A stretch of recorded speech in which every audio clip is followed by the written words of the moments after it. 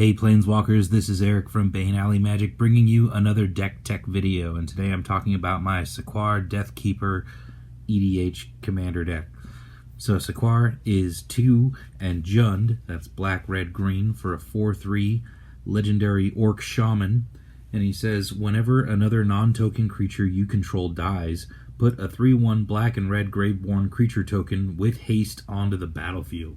So Sek'Kuar Deathkeeper is, I think, one of the more underrated Jund sacrifice commanders, because what I really like about him is, unlike all the other options, he replaces everything you sacrifice with a new creature. And that's something I think a lot of sacrifice decks have a problem with, is they end up sacrificing everything and then they don't have a board anymore. So with Sek'Kuar, you're again just getting that replacement creature. So the 3/1 black and red Graveborn creature tokens don't actually exist in paper. They have a version of them online. It just looks terrible. One of the funnest parts about playing Magic, I think, is actually making your own creature tokens. So with a little bit of Photoshop, I made my own Graveborn creature tokens. And as you can see, they're 3/1s with haste, and I made them sexy devil chicks. Why not? Of course, they're led by Elvira, but all the rest are devil chicks. So yeah, there's Elvira coming straight out the grave. Graveborn, Betty Page. These are just random images I found online, spliced them with random backgrounds, did a little bit of editing, and voila. These are printed on cardstock, and what I personally do is I size them so I can fit 9 of them on 8.5 by 11. And you see they come out a little bit smaller than the actual Magic cards, but that's actually good because you can fit them inside of these hard Ultra Pro boxes. So you get these Ultra Pro boxes, these really fancy ones. They always have these bottoms that come off, and you can actually fit these tokens all inside there, and I think that's pretty sweet. This way, yeah, there we go. Fit all my tokens in the bottom of my deck box. That way I never lose them. And so, yeah, that's on a regular 8.5 by 11 sheet size paper. You fit 9 of them, that's 3 by 3. They come out this big, and that's just perfect for putting them in the bottom of your deck box. And you go to any, FedEx or Kinko's, and they're going to give you the card stock you need. It's not very expensive, costs you like $1 or $2, and you get to print your own tokens. Of course, the artwork itself, there's some websites you can do it with. I used Photoshop myself. Usually I use the websites. They're just, way easier. mtgcardsmith.com. Shenafood Token Maker is another one that's sometimes around. Sometimes the server goes down. But anyway, yeah,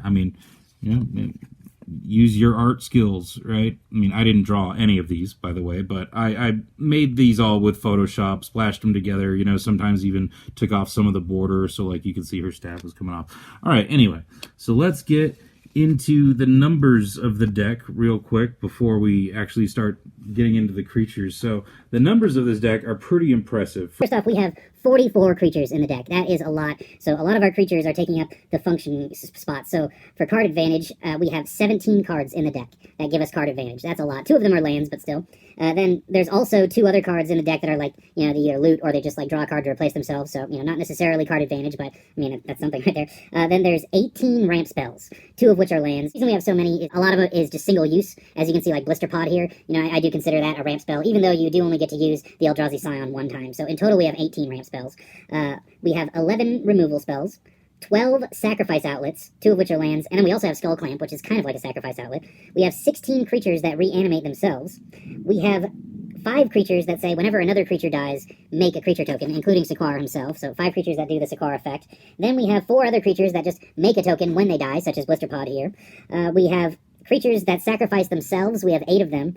And then we have 7 other reanimation spells as well. So these are a fabulous load of numbers. Obviously, a lot of these cross over. And then we have 36 lands also, by the way. So the numbers in here look really good. So now what's the theme of this deck?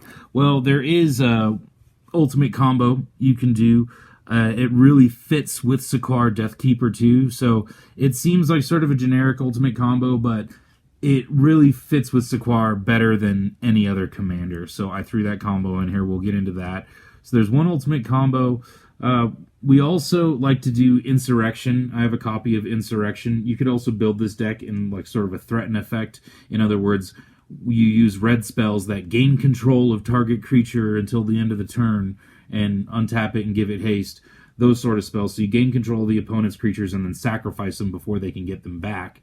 But the main theme of this deck is actually creatures that reanimate themselves. Like I said, there are 16 creatures in this deck that actually just get themselves out of the graveyard and back onto the battlefield. So we're going to be using them to make an army of 3/1 Graveborn creature tokens and hopefully just overwhelm the opponent like that. And our infinite combo actually makes that happen itself. So let's get into the deck, starting with the creatures. Again, we have 44 creatures. First is Blisterpod, 1 green for a 1/1 Eldrazi drone. It has Devoid, so it has no color. And when it dies, you put a 1/1 Eldrazi Scion creature token on the battlefield, and it has sacrificed this creature to add 1 colorless mana to your mana pool. So a lot of these creatures are normally kind of bad, but when you combine them with Sek'Kuar Deathkeeper, they become really good. Next we get Oshra Cultivator. Oshra Cultivator is 1 green for a 0/3 human druid, and it says you can pay 2 and a green and tap it and sacrifice it to search your library for a basic land card, put it on the battlefield tapped, and then shuffle your library. So this is very similar to Sakura Tribe Elder, which is also in the deck. We basically have all those creatures that are like Sakura Tribe Elder in the deck, as many as we can anyway. Insolent Neonate, 1 red for a 1/1 vampire with menace, so it can't be blocked except for by 2 or more creatures, and it says you can discard a card and sacrifice Insolent Neonate to draw a card. So this is our 1 looting effect in the deck, and this really good with Sek'Kuar Deathkeeper, right? You do this, and it ends up leaving you a 3/1 creature token behind. That's pretty sweet. Next we have Bloodsoaked Champion, our first creature that reanimates itself. So 1 black for a 2/1 human warrior. It can't block, and it has raid, so for 1 and a black, you return it from your graveyard to the battlefield, but you activate this only if you attacked with a creature this turn. Next is Gutter Bones, 1 black for a 2/1 skeleton warrior that enters the battlefield tapped, and for 1 and a black, you return it from your graveyard to your hand. Activate this ability only during your turn and only if an opponent lost life this turn. So it's a bit more restrictive than Bloodsoaked Champion. It goes to your hand instead of onto the battlefield. You actually have to deal damage to the opponent instead of just attack, but another sweet reanimating creature. Reanimates itself. Same with Cauldron Familiar, 1 black for a 1/1 cat. When it enters the battlefield, each opponent loses 1 life and you gain 1 life, and you can sacrifice a food to return Cauldron Familiar from your graveyard to the battlefield. And yes, we do run the oven in this deck. Next we have Chain Web Arachner, 1 green for a 1/2 spider with reach. When it enters the battlefield, it deals damage equal to its power to target creature with flying an opponent controls. And it has Escape for 5, so for 3 and 2 green, and exiling 4 other cards from your graveyard, you return it from your graveyard to the battlefield, and it escapes with 3 +1/+1 counters on it, so when it escapes, it's a 4/5. And this is actually really great in Standard, if any of you play Standard. This is actually pretty good at pinging off some flyers every once in a while. But yeah, just having a 1-drop creature with reach is actually pretty handy in a lot of Commander games. And yeah, when this comes back, it can kill almost any flyer on the battlefield and definitely can block really well. Next is Deathrite Shaman, 1 hybrid green-black for a 1/2 elf shaman, and it has 3 abilities. The first is you can tap it to exile target land card from a graveyard to add 1 mana of any color to your mana pool. Second is you can pay a black and tap it to exile an instant or sorcery card from a graveyard. Each opponent loses 2 life. Or you can pay green and tap it, exile target creature card from a graveyard. You gain 2 life. This is also often known as the 1 mana planeswalker because it has so many abilities. Mostly it's in here for ramp. Right, there's, in Commander, lots of people are playing fetch lands. There's lots of lands going to the graveyard, so it's great for ramping. Also, though, it can gain us life. It can drain the opponents of life. Really sweet card. Next is Skyclave Shade, 1 and a black for a 3/1 Shade with Kicker for 3. So for 2 and a black, you can kick it, and if it was kicked, it enters with 2 +1/+1 counters on it. And it has landfall, so when you play a land, you can cast it from your graveyard if it's your turn. So pretty sweet, very similar to Bloodghast, right? They both have this landfall ability, but Bloodghast just comes straight back onto the battlefield. So Bloodghast is 2 black for a 2/1 vampire spirit. It can't block. Bloodghast has haste as long as an opponent has 10 or less life. And whenever you play a land, you just return it from your graveyard straight to the battlefield. Next is Kroxa, Titan of Death's Hunger. 1 black, 1 red for a 6/6 Elder Giant. When Kroxa enters the battlefield, sacrifice it unless it escaped. Whenever Kroxa enters the battlefield or attacks, each opponent discards a card. Then each opponent who didn't discard a non-land card this way loses 3 life. And it has escape for 4, so for 2 black and 2 red and exiling 5 other cards, you get it back onto the battlefield. One of the best creatures in the entire deck that can reanimate itself. Just can continually empty your opponent's hands and drain them of life, and just, yeah, a 6/6 beater that you can keep getting back from the graveyard. Absolutely nuts.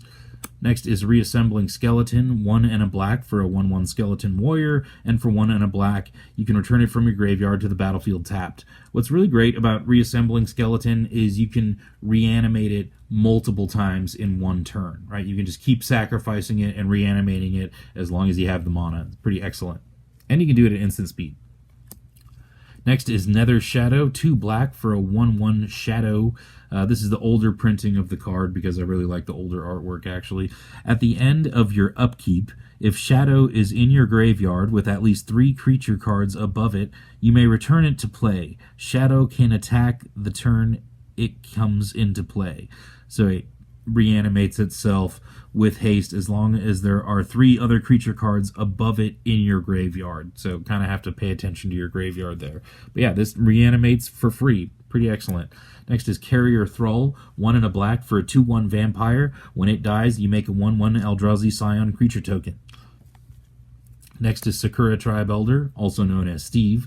1 and a green for a 1/1 Snake Shaman. You can sacrifice it to search your library for a basic land card and put that card onto the battlefield tapped, and then shuffle your library. And keep in mind, with Sakura Tribe Elder and cards like this, you can block and then respond to damage by activating their abilities. So they're great in that respect, that you can block with them and still get their ability. That's why these cards are so awesome, especially Sakura Tribe Elder itself, of course, because you don't have to pay mana to sacrifice it. Next is Dawn Treader Elk, 1 and a green for a 2/2 Elk. You can pay a green and sacrifice it, search your library for a basic land card, put it on the battlefield tapped, then shuffle your library. Next is Dockside Extortionist, 1 and a red for a 1/2 Goblin Pirate. When it enters the battlefield, you create X treasure tokens, where X is the number of artifacts and enchantments your opponents control.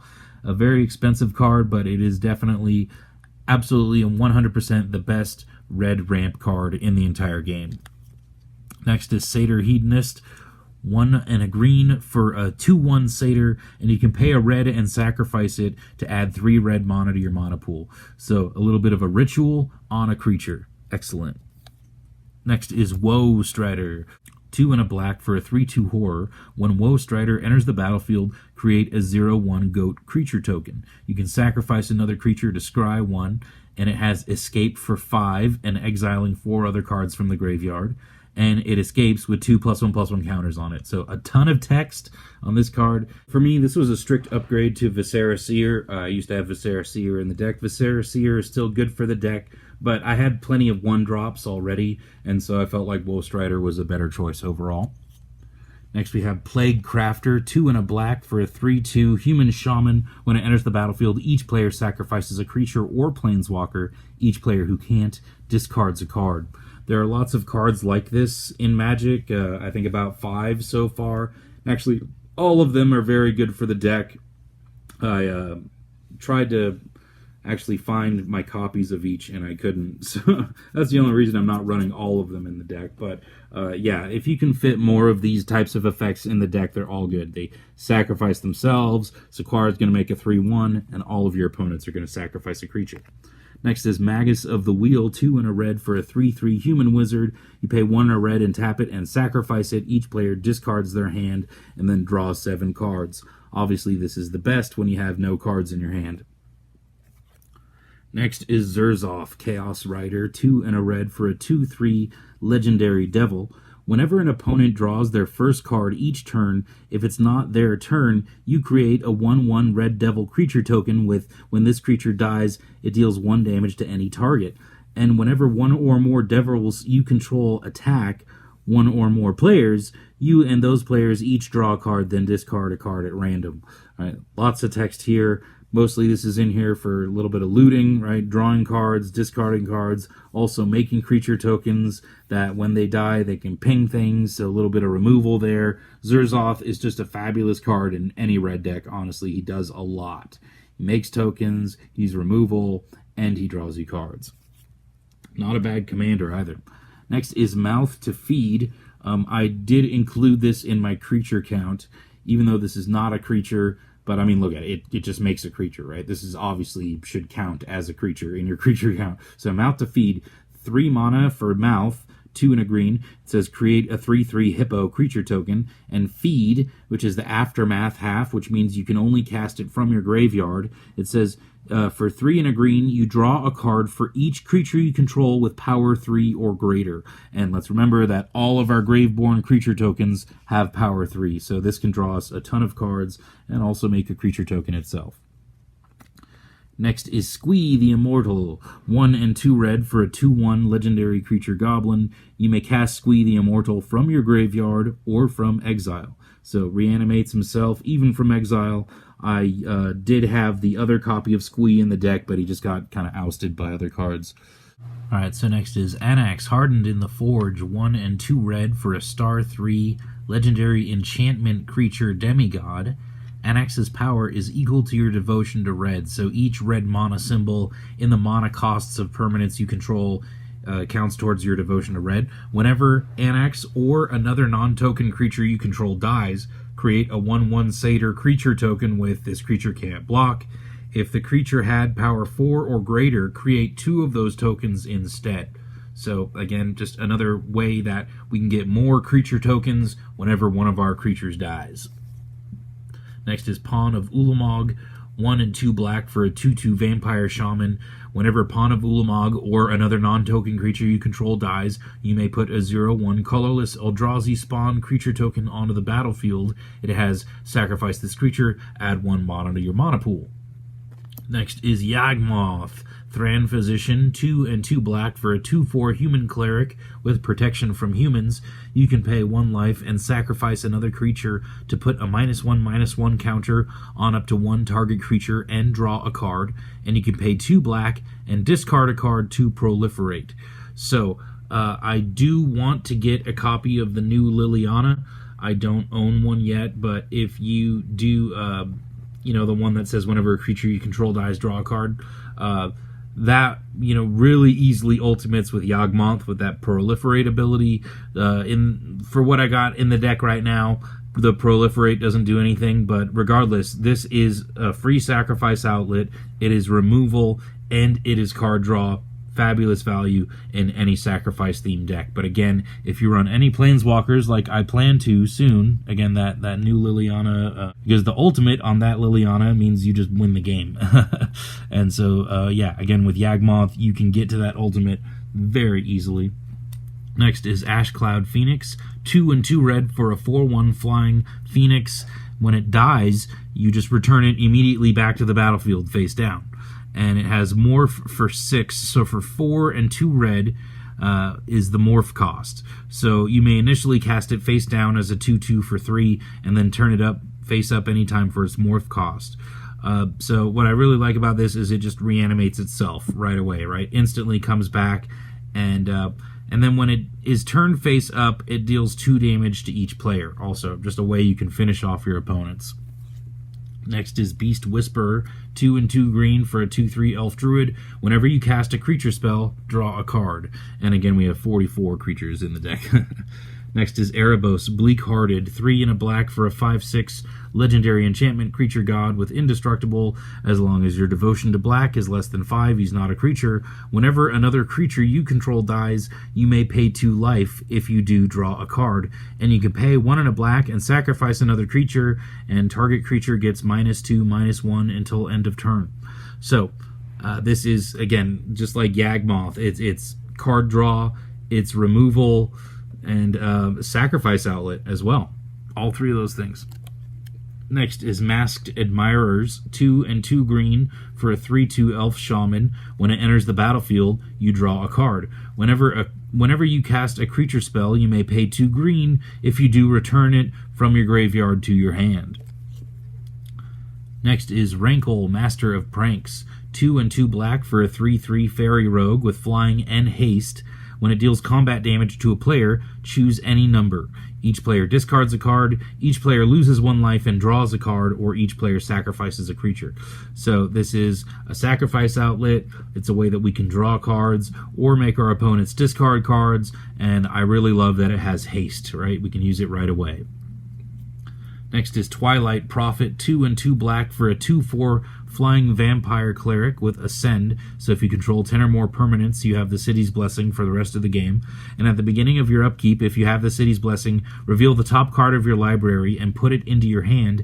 Each opponent loses X life, and you gain X life, where X is that card's converted mana cost. So unlike most black card draw spells, this is actually draining your opponents of life and gaining you life.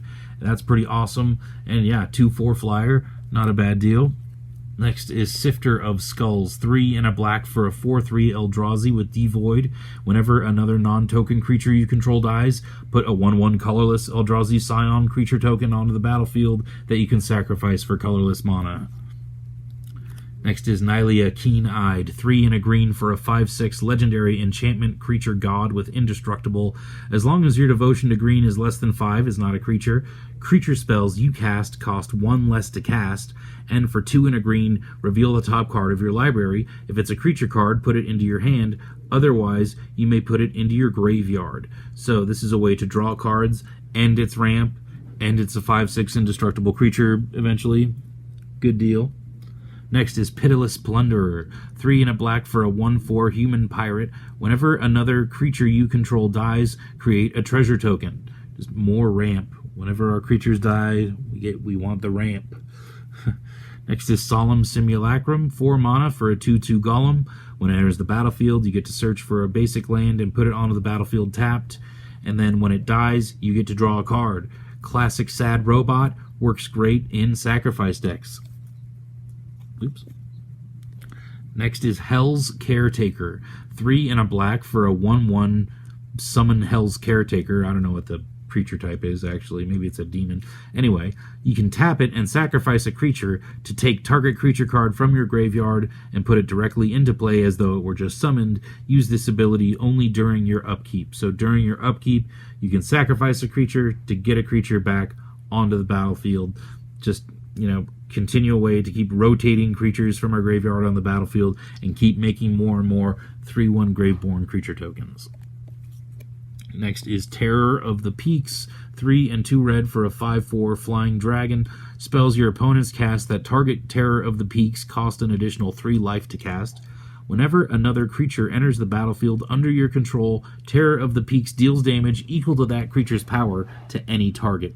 So I did have Dictate of Erebos and cards like that in the deck, but I felt like this is just a bit better. It's just similar. Instead of when they die, it's when they enter the battlefield, and I feel like targeted damage like that is going to end up being more useful than making our opponent sacrifice like Dictate of Erebos does. So we'll see how that works out.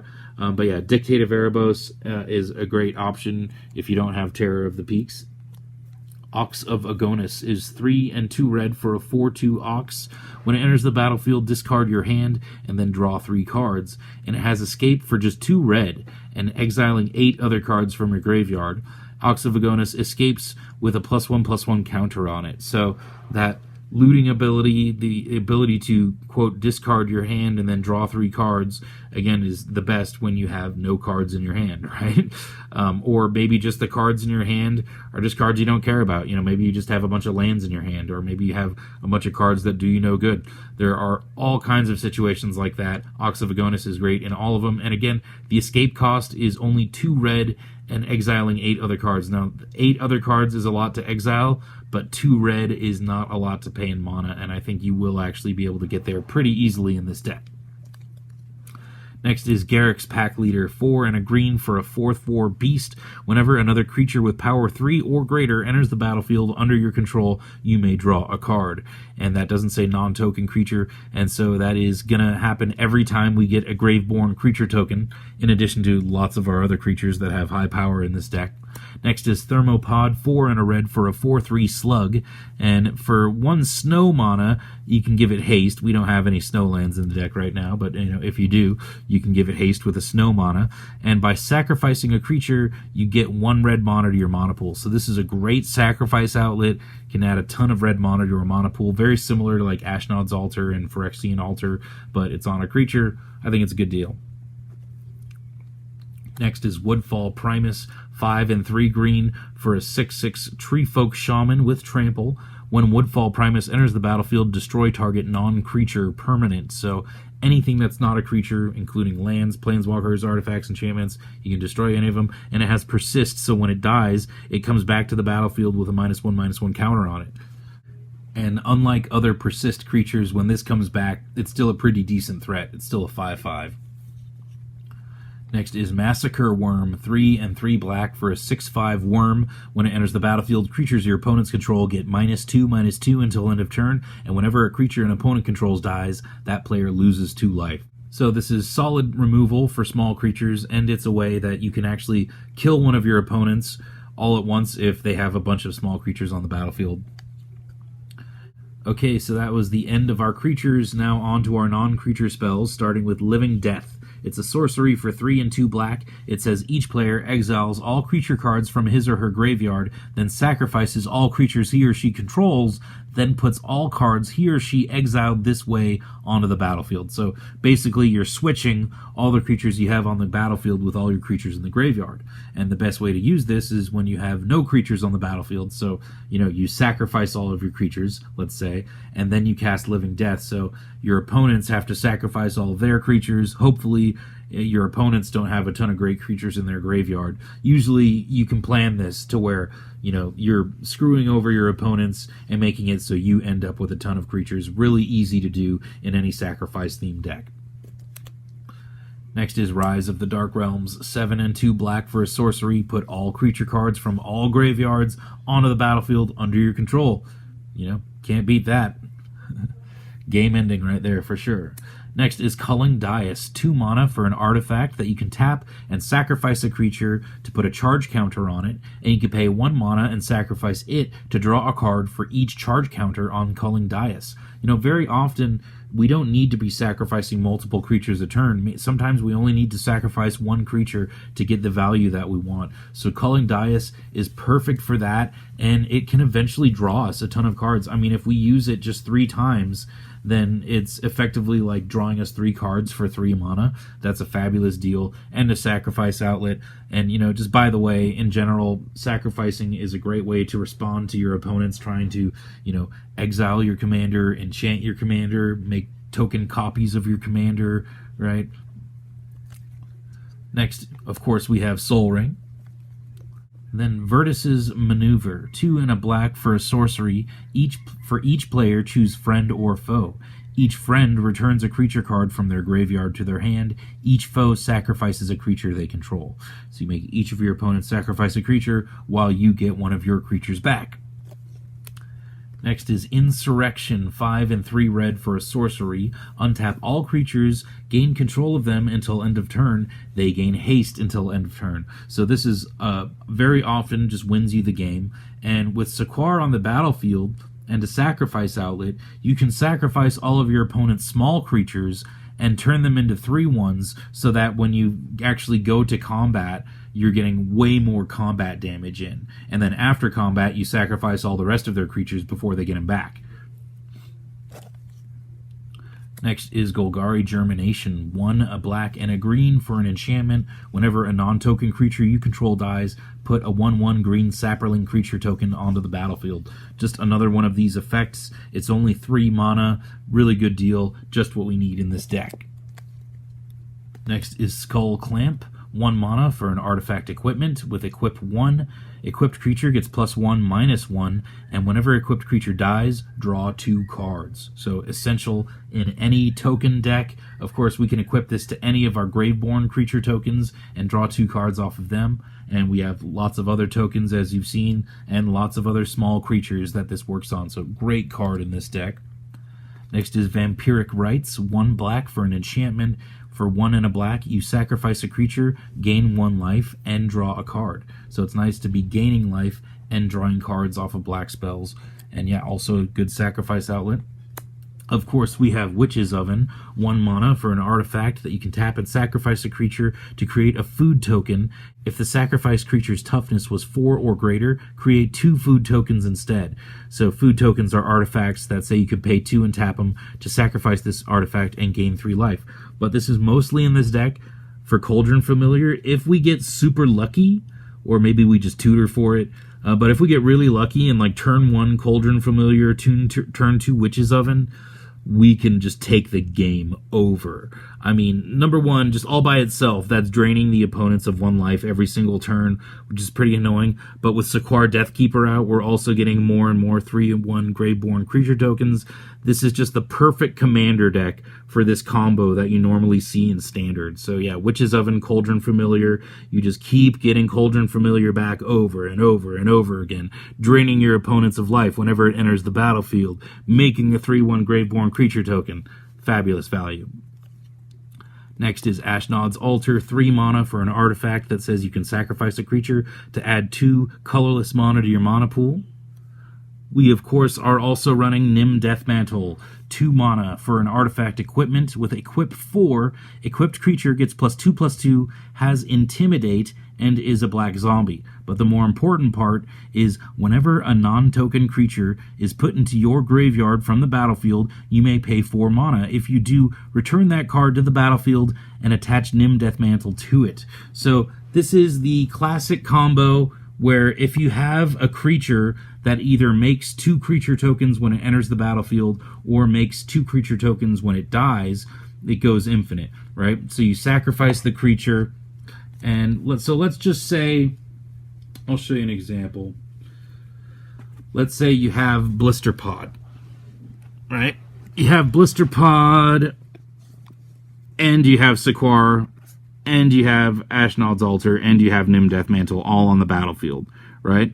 So when Blister Pod dies, it's going to make a 1/1 token, and Sek'Kuar is going to make a 3/1 token. So what you do is you sacrifice Blister Pod to Ashnod's Altar, making 2 colorless mana, and then you also sacrifice the token it makes when it dies, and then you use that 4 mana to activate Nim Deathmantle and bring that creature back to the battlefield, aka bring Blister Pod back to the battlefield with Nim Deathmantle attached to it, and then you can just do that all over again, over and over again, as many times as you want. Sacrifice Blister Pod and the token that it creates, you use that mana to activate Nim Deathmantle and bring them back, and every single time you're doing that, you're making another 3/1 Graveborn creature token. So there's lots of ways you can pull off that combo in this deck, and I think this is the perfect deck for that combo, just because Sek'Kuar Deathkeeper lets you make that combo happen all by himself, right? By allowing your creatures to make tokens when they die. And that's exactly what makes this combo infinite. So yeah, I think it's a perfect deck for it. Next we got some tutors. Worldly Tutor, 1 green for an instant. Search your library for any creature, reveal it, put it on top of your library. Yeah, just essential in any green creature-based deck. Final Parting, 3 and 2 black for a sorcery. Search your library for 2 cards, put 1 into your hand and the other into your graveyard, and then shuffle your library. So you can get one of your combo pieces and get some other creature in your graveyard that you can easily reanimate. Like Ox of Agonis, for example, would be a great choice here. Lots of choices. Next is Diabolic Intent, 1 and a black for a sorcery. As an additional cost to cast this, sacrifice a creature, and you get to search your library for any card and put it into your hand. So, little sacrifice outlet, sort of demonic tutor. And then we got some ways to protect Sek'Kuar, because the deck doesn't work really well without Sek'Kuar. So we really want to make sure he's okay. So we got Swiftfoot Boots, 2 colorless for an artifact equipment. It has Equip for 1. Equipped creature has Hexproof and Haste.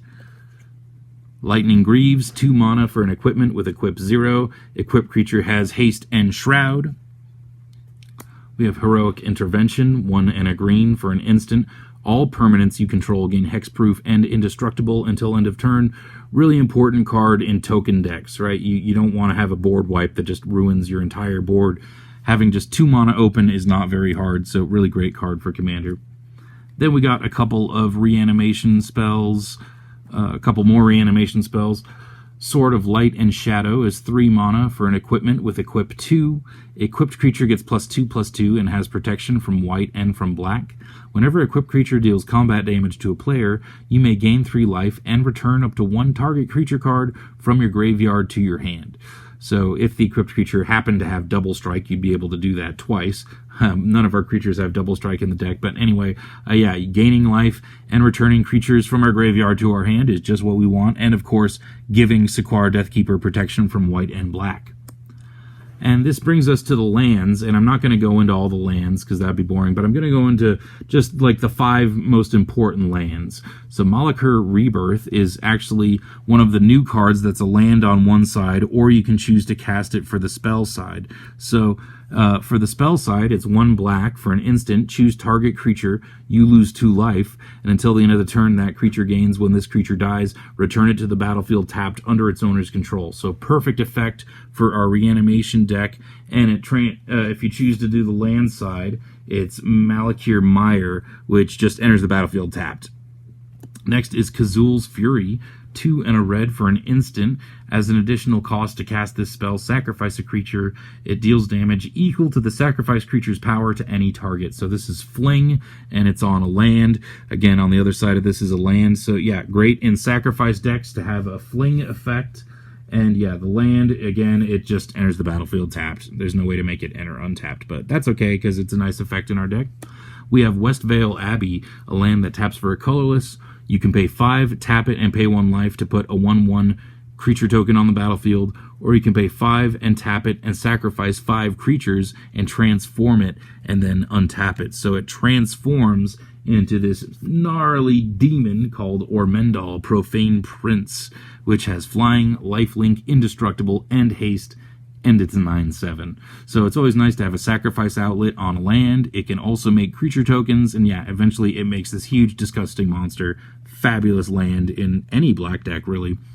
Next is Grim Backwoods, a land that taps for a colorless, or you can pay 2, a green and a black, and sacrifice a creature to draw a card. Perfect for a sacrifice deck. Phyrexian Tower, it's a legendary land. It taps for a colorless, or you can tap it and sacrifice a creature to add 2 black mana to your mana pool. And that's it. That's my Sek'Kuar Deathkeeper deck. So let me know what you think in the comments. If you enjoyed this video, please hit that like button or that subscribe button. This is Eric from Bane Alley Magic signing off. Until next time, take care, take it easy.